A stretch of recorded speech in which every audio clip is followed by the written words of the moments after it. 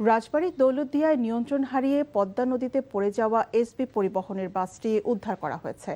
এ সময় এই ঘটনায় তদন্ত কমিটি গঠন করেছে জেলা প্রশাসন। সকাল 9:30টায় দৌলতদিয়ার 7 নম্বর ফেরিঘাটে বাসটি নিয়ন্ত্রণ হারিয়ে নদীতে পড়ে যায়। পরে বিআইডব্লিউটিসির উদ্ধারকারী জাহাজ হামজা বাসটিকে উদ্ধার করে। তবে বাসটিতে কোনো যাত্রী না থাকায় হতাহত হয়নি।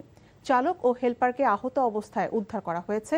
এদিকে দুর্ঘটনা কবলিত এলাকা পরিদর্শন করেছে স্থানীয় প্রশাসন।